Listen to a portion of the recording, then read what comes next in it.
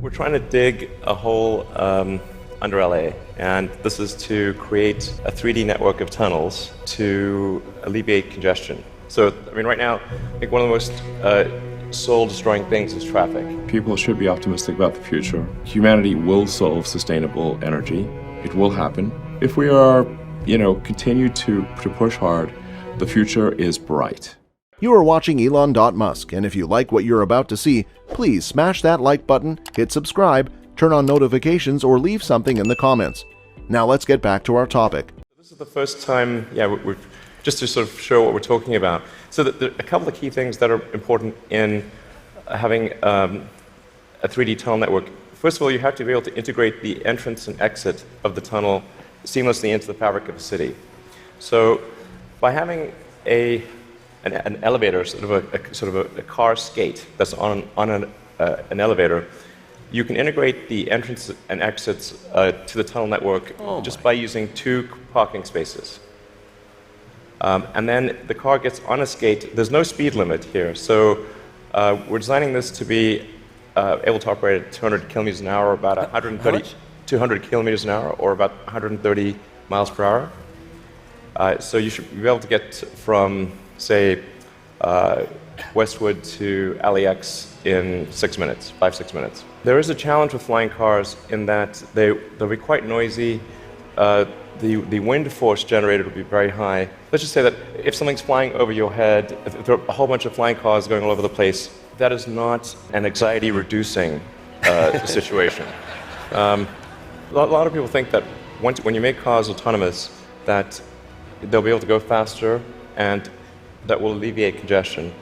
And to some degree that will be true. But once you have shared autonomy where it's much cheaper to go by car, and you can go point to point, the affordability of going in a car will be better than that of a bus. Like, it will cost less than a bus ticket.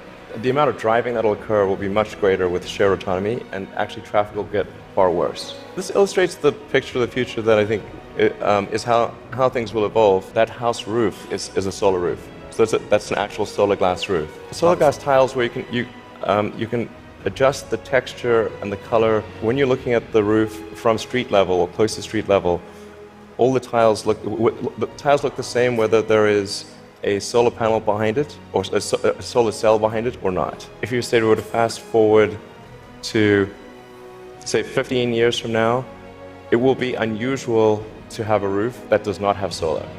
You presented recently this interplanetary transport system, which is visualized this way. And this is a scene you picture, what, in 30 years' time, 20 years' time? People walking into this rocket. I mean, I'm hopeful it's sort of in the 8 to 10 year time frame. Aspirationally, that's our target. Like, there have to be reasons that you get up in the morning and you want to live. Like, why do you want to live? What's the point? What inspires you? What do you love about the future? And if we're not out there, if the future does not include being out there among the stars and being a multi-planet species, I find that it's incredibly depressing if that's not the future that we're going to have. None of this is going to happen inevitably. The fact that in your mind you dream this stuff, you dream stuff that no one else would dare dream, or no one else would be capable of dreaming at the level of complexity that you do.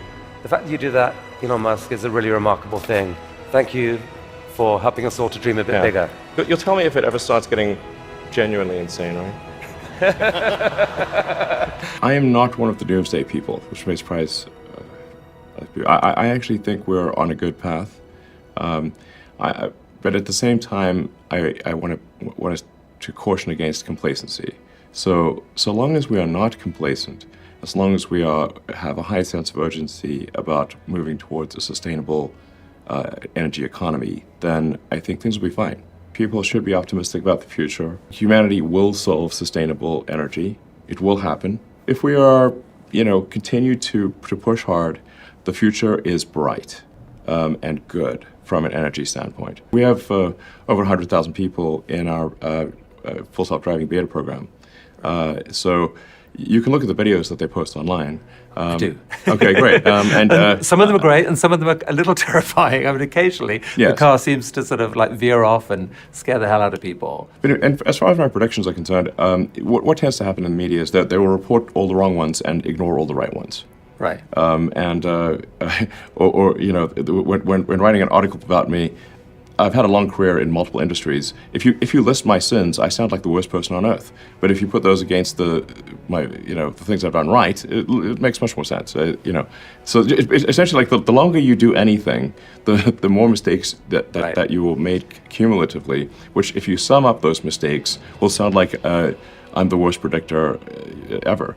But for example, for Tesla vehicle growth, I said I think we'd do 50%, and we've done 80%. I mean, I'm not sure what my exact track record is on predictions. They're more optimistic than pessimistic, but they're not all optimistic. Some of them are exceeded, probably more are later, but they do come true. It's very rare that they do not come true. It's sort of like, if there's some radical technology prediction, the point is not that it was a few years late, but that it happened at all. That's the more important part. If you had a robot that really understood the 3D architecture of your house and knew where every object in that house was or was supposed to be and could recognize all those objects, the kind of thing that you could ask a robot to do would be what? Like, tidy up. Yeah, absolutely.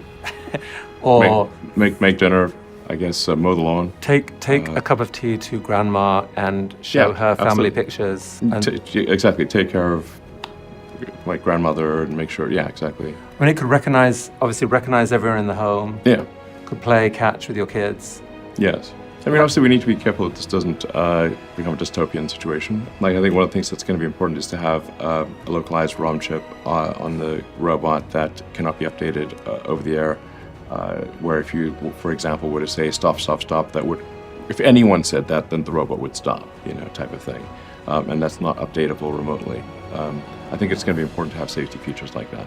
And I do think there should be a regulatory agency for AI. I've said this for many years. I don't love being regulated, but I think this is an important thing for public safety. Do you think there will be basically, like in say 2050 or whatever, that like a robot in most homes is you'll have your own butler basically?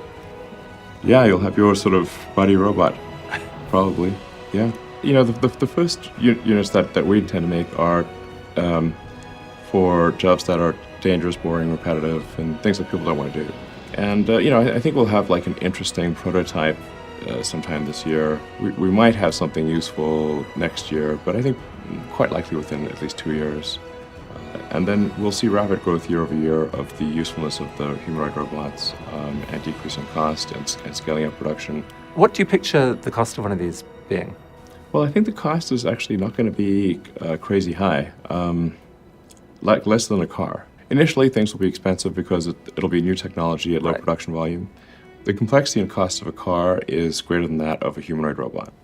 So I would expect that it's going to be less than a car, or at least equivalent to a cheap car. I think we will have a shortage of labor even in the future. This really will be a world of abundance. Any goods and services will be available to anyone who wants them. That it'll be so cheap to have goods and services, it'll be ridiculous. And presumably it should be possible to imagine a bunch of goods and services that can't profitably be made now, but could be made in that world, courtesy of legions of robots. Yeah. It will be a world of abundance. The only scarcity that will exist in the future is that which we decide to create ourselves as humans. What are you most worried about going wrong? The dangers would be the artificial general intelligence or digital superintelligence decouples from a collective human will and goes in a direction that for some reason we don't like, of whatever direction it might go. So the spirit there is that if we're going to make these AIs that are so vastly intelligent, we ought to be wired directly to them so that we ourselves can have those superpowers more directly. But that doesn't seem to avoid the risk that those superpowers might turn ugly in an unintended way. No, I think it's a risk. I agree. I'm not saying that I have some certain answer to that risk. I'm just saying like maybe one of the things that would be good for ensuring that the future is one that we want is to more tightly couple the collective human will, to digital intelligence. The issue that we face here is that we're already a cyborg, if you think about it. The computers are an extension of ourselves. And when we die, we have like a digital ghost. All of our text messages and social media and emails, and it's quite eerie actually when someone dies but everything online is still there. But you say, like, what's the limitation? What is it that inhibits human-machine symbiosis? It's the data rate. When you communicate, especially with a phone, you're moving your thumbs very slowly. So you're like moving your two little meat sticks at a rate that's maybe 10 bits per second, optimistically 100 bits per second. And computers are communicating at the gigabit level and beyond. The fundamental principles of reading neurons, sort of doing read-write on neurons with tiny electrodes, have been demonstrated for decades. So it's not like this is the concept is new. The problem is that there's no product. The way to think of the Neuralink device is kind of like a Fitbit or an Apple Watch, where we take out a sort of a small section of skull about the size of a quarter, replace that with what in many ways really is very much like a Fitbit, Apple Watch, or some kind of smartwatch thing, but with tiny wires, very, very tiny wires, wires so tiny it's hard to even see them. And it's very important to have very tiny wires so that when they're implanted, they don't damage the brain. How far are you from putting these into humans? Well, we have put in our FDA application to have aspirationally do the first human implant this year. For many years, we will just be solving brain injuries and spinal injuries for probably a decade. This is not in most people's heads. This picture that you have in your mind, so there's basically a 2-year window. You can only really fly to Mars conveniently every 2 years. Yes. You are picturing that during the 2030s, every couple years, something like 1,000 starships take off, each containing 100 or more people. Yes. I mean, that picture is just completely mind-blowing to me. Yes. That sense of this armada of humans going to... Yeah, like Battlestar Galactica, the fleet departs. And you think that it can basically be funded by people spending maybe a couple $100,000 on a ticket to move to Mars? Is that price about where it has been? If you say, like, what's required in order to get enough people and enough cargo to Mars to build a self-sustaining city, and it's where you have an intersection of sets of people who want to go, because I think only a small percentage of humanity will want to go, and can afford to go or get sponsorship in some manner. That intersection of sets, I think, needs to be 1 million people or something like that. And so it's what can 1 million people afford or get sponsorship for, or because I think governments will also pay for it, and people can take out loans.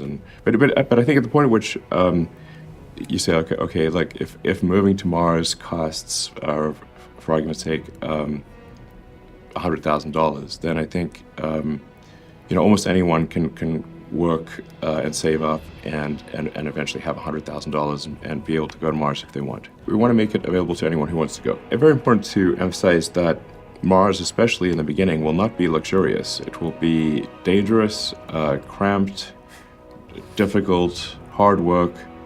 It's kind of like that Shackleton ad for going to the Antarctic, which I think is actually not real, but it sounds real and it's cool.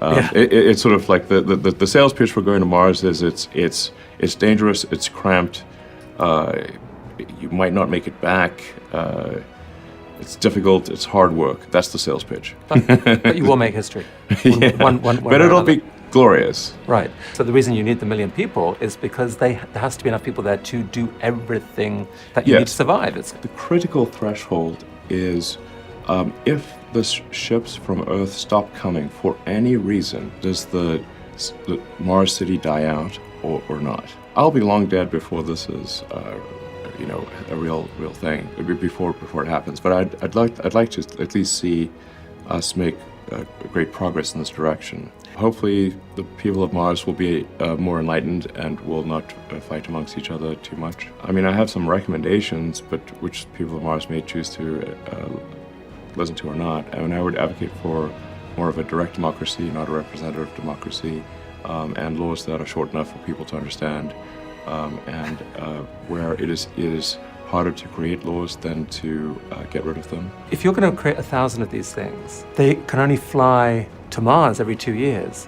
What are they doing the rest of the time? It feels like there's this Right. explosion of possibility that I don't think people are really thinking about. I mean, I don't know. We've certainly got a long way to go. As you alluded to earlier, we still have to get to orbit. And then after we get to orbit, we have to really prove out and refine full and rapid reusability. That'll take a moment. But I do think we will solve this. I'm highly confident we will solve this at this point. Feel free to let us know what you think about this video. And if you like this video, then please leave a like and subscribe to our channel for more amazing content. Thanks for watching, and we'll see you in the next one.